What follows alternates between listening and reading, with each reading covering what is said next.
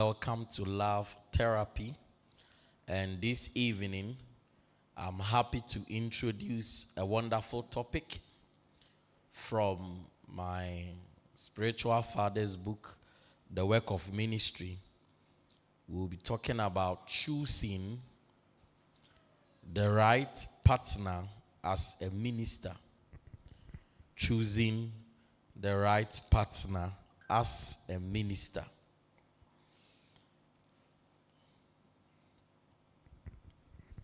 Choosing the right partner as a minister. So, Pastor begins by saying that marriages succeed based on the choice a person makes, not necessarily the strategies they adopt. What a blessing. So, Pastor is saying that the reason why you will enjoy marriage is because of the person you choose. The reason why you will be sad in marriage is also because of the person you chose. Mostly, the person you choose is far more important than the strategies you put in place. I said, in marriage or relationship, the person you choose is far more important than the strategies you put in place. Someone is saying, Apostle, what are you saying? For example, if you choose a rebellious person, it is not about the strategies you are putting in place to tame that rebellious person that will make a difference. Or the strategies that you put in place to handle this rebellious person that will make a difference. No. So you would have to understand that the reason why there will be a kind of following, there will be a kind of understanding, there will be a kind of connection between the one you are marrying and yourself is because of who the person is. And also because of who you are.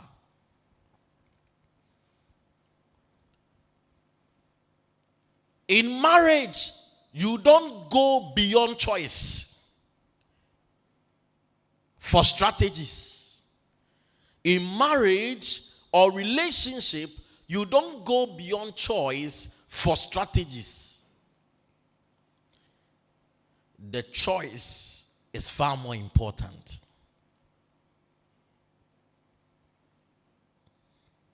For example, if you are the best singer in this world,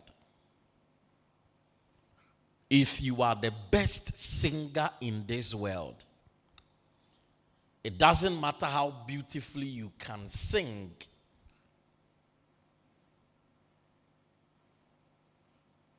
If you are singing to someone that is deaf, it will be useless. Because you realize that the one that is deaf cannot appreciate your sweet voice, cannot appreciate your beautiful voice. Oh yes. That appreciation will not be there. Because the person will not hear what you are saying. Imagine you are dancing to a blind person. No matter how good you are, or no matter how best you dance, the blind person cannot appreciate.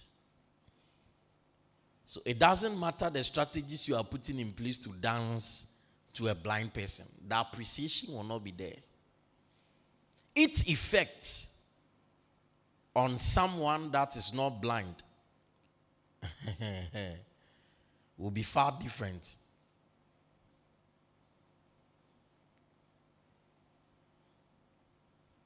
Are you with me? That is how marriage is.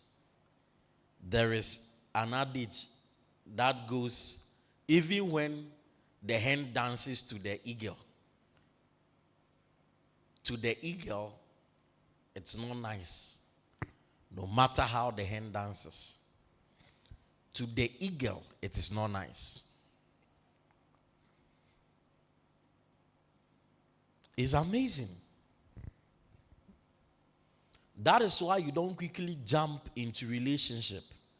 And most importantly, jump into marriage. You must understand that the caliber, the attitude, the nature, the character of the person that I want to be in a relationship with or I want to marry really matters. It's not just about the beauty. It's not just about the height. It's not just about the shape. It's not just about the body makeup of the person.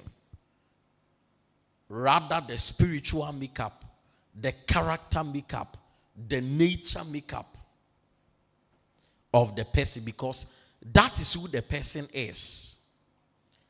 A person is not defined by his looks.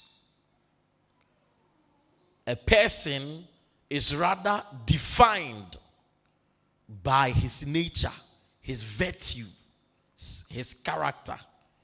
That is who a person is defined with, not by his looks. You'll be shocked that you may think the fact that this person is blind doesn't mean the person can't be influential. You'll be shocked. Oh, this person is blind. What can he do? Yeah, not by looks. Oh, this person is too slim. Oh, this person is too fat, is too short, is too tall. He cannot have a big church. You are joking, my brother. It is the nature, the virtue that defines who a person is. If you want to know who God is, you must understand his nature. If you want to know who a person is, you must understand his nature. In other words, you must understand the character, the attitude, the mindset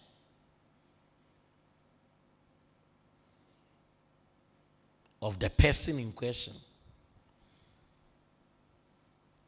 Pastor said, in my experience as a pastor, I have made a shocking discovery.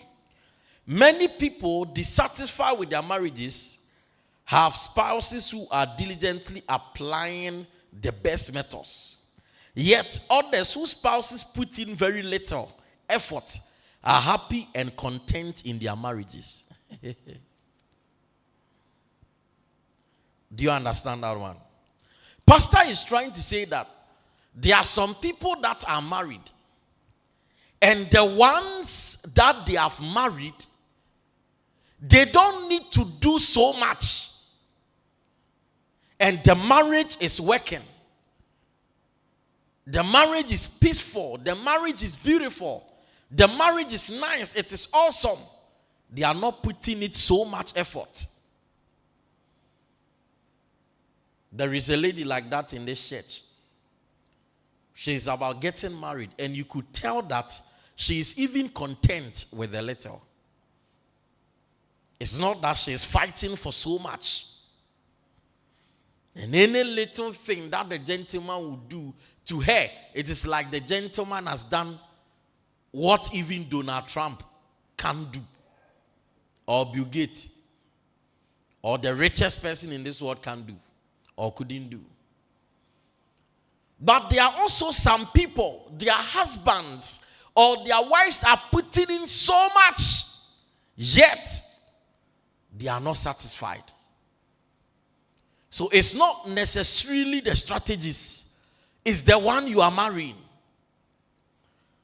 I'm stressing on this, point, or I'm taking time with this introduction because later you will discover that being in a relationship is not about looks. It's about who the person is. The one I'm going to marry is far more important than the strategies I'm going to bring in the marriage. You realize that for some people, hello, hi, they are okay.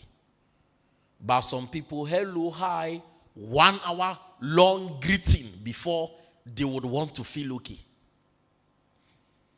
There are some people, a muzzle of gift can satisfy them. Some people too, a dough of gift can't even satisfy them. Something that might be ever increasing as gifts can't satisfy them. May the Lord help us to choose the right person. Now, what I'm trying to also say, or what I'm saying, should suggest to you that who you are is also far important if you would ever be chosen for a relationship or marriage. So don't downplay who you should become, or don't downplay who you are. And that means you would have to work on yourself. And this will really go a long way to help you. I don't know if you are getting the point. Some people, if anything happens and they become angry, they take 4 weeks to calm down. Some people, even in the face of anger, the matter is already dissolved. It's not about strategies, it's about the person. Someone said that, me, if I'm dating you and you do something wrong, I can't forgive you. And I'm like, so how would the relationship work? So then I asked the person, so can you easily forgive a friend? Or so, for friends that I can easily forgive, but for the one that I'm in relationship with, I can't easily forgive that person. And I said, I don't think you will ever be in a relationship. Because some way, someone, the one that is closest to you, that will hurt you. And if you are not quick to forgive, you cannot be happy. If you say you are going to be with this person. Wow. Look at that mindset. Some people, they can't imagine that you have hurt them. And for that matter, they just can't forgive. That is who they are. It's not a matter of putting in the strategy of buying this, buying that, buying this, buying that. You will still hurt the person again. Then you will keep buying forever in order to buy their forgiveness or to win their forgiveness. Yeah. Naturally, some people are wicked. It's not about your strategies that will change them. Unless God comes in. Some people are naturally some way. It's amazing. I don't know if you are with me or I'm here alone.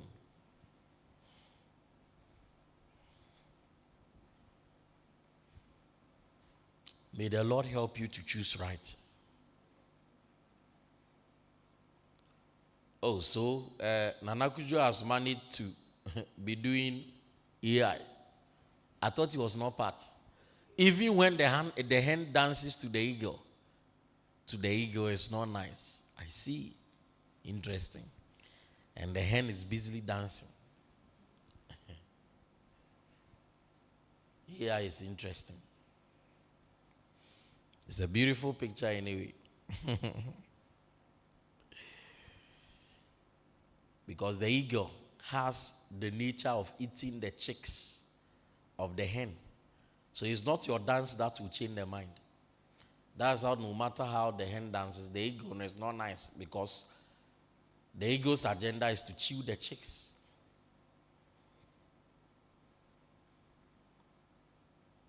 Often, ministers or individuals with successful marriages struggle to understand why others fail to make their relationships work. They assume that applying formulas 1, 2, or 3 should guarantee success, just as it has succeeded for them. However, such ministers are often too naive to the reality that it takes 2 to tango. Yes, it takes 2 to tango. It takes 2 to mingle. It takes 2 to connect. And that no matter how humorous a joke may be, it will not make some people laugh. So, Pastor was trying to say that there are some ministers whose marriages are working. There are some couples whose marriages are working. There are some beloveds whose relationship working so strongly. And they don't understand why others' relationships are failing. And then they try to give the keys that are making their relationship or their marriage work. And they don't understand why these keys, when employed in others' relationships, the keys don't work. And pastor is trying to say that they have no understanding of what it really makes things work. It's not just about the keys. It's not just about the formulas. It's not just about the strategies. It's about the people involved. It's about the people involved. So you're like, Apostle, what's making your relationship work? Then I'll say something like, oh, I dance all the time. If you dance to your partner, your relationship will work. Someone will go and dance and it will turn into a fight. Because there will be an argument on the dance. And that's how fight will even break out. Some people too will dance. And that's how their marriage will work. But the truth is that it was not necessarily about the dance, but also about the people involved. I don't know if you are getting the point. The dancing is a great key. But the people involved are the main keys to making things work. I will say things like, oh, a little outing will help. I will say things like, one of you should be a fool so that peace can reign. I'll say things like, there should be understanding, there should be organization, there should be closeness, there should be bonding. I'll say things like, take your time and fully understand what your partner is saying. But the most important thing is, if the two of you do not have a kind of nature that will cause the two of you to connect, it will be useless. I don't know if you are getting the point. If a person makes the right choice, the strategies will always work. Strategies are not bad in itself. The keys are not bad in itself. The formulas are not bad in itself. It will always work. They will always work when you are able to choose the right person. I said, choosing the right person will give you more peace. Choosing the right person will make your relationship peaceful than choosing someone and rather use strategies to, have a relationship with the person. It will not work. Some way, somehow, they will be full of struggles. Full of struggles. I don't know if you are getting the point.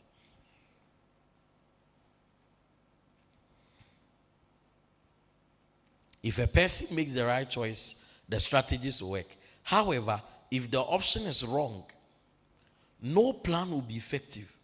And over time, the spouse may be forced to keep their good strategy to themselves. The truth is, some people will never be happy even if you give them the world. If a person's personality, mentality, and spirituality do not transform, strategies alone will remain futile in marriage. So you see, it's amazing. Someone will say, I don't know what I've not done for my beloved.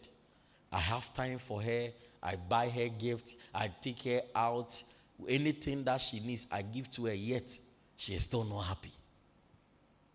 Meanwhile, to someone just need only 5 minutes of the beloved's time, and that is it. Listen to me. If you want to be a happy person, choose the right person. What did I say? If you want to be a happy person, choose the right person. Don't worry, we are talking about choosing the right partner as a minister or as a child of God.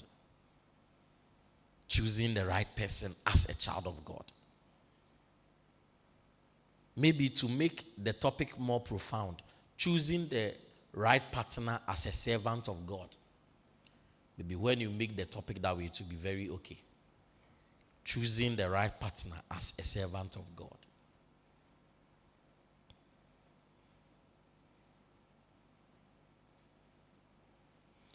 Do you know that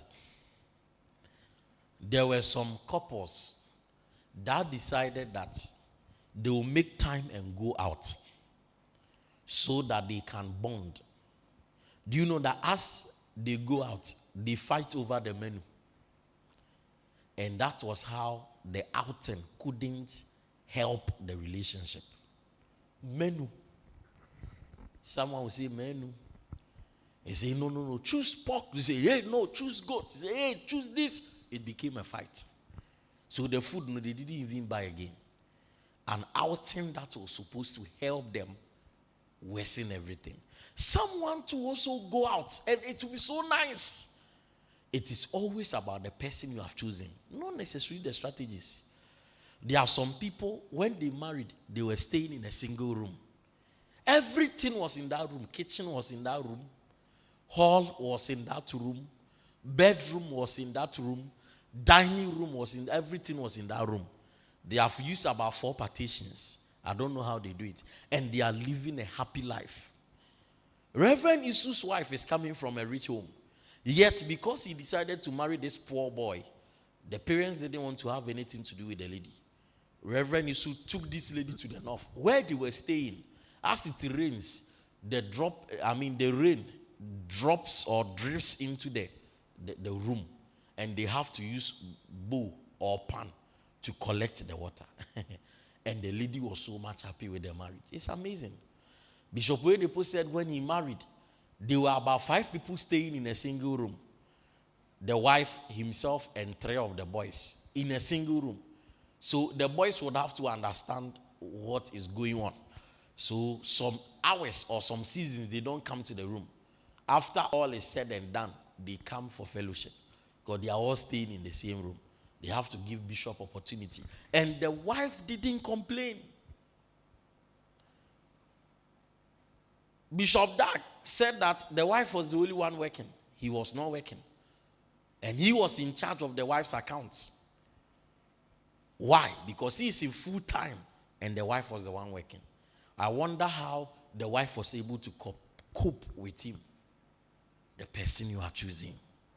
Someone married and he and the wife, they were sleeping on benches. They combined 2-3 benches together. Then they sleep on it. Today, God has blessed this man of God tremendously. See Bishop Samuusu also.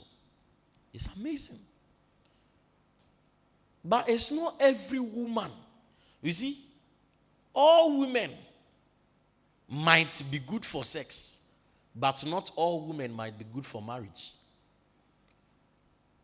All men might also be good for sex, but not all men are good for marriage. The one you are choosing matters. You realize that for the one that you are choosing is too much selfish. No strategy can change that. Too much negative, no strategy can change that. Too much insecure, no strategy can change that. Too much carnal, no strategy can change that. Too much careless, too much miserable or lazy. No strategy can change this unless the person himself or herself has decided to change. You can force a horse to the riverside, but you cannot necessarily force the horse to drink. Most people don't understand love. Love is not about emotion or feeling. If not, then you'll be shocked the many people you have loved because of your emotion and feeling. Have you not seen a lady before as a guy that you are aroused? Let's ask Nana Kujo and see.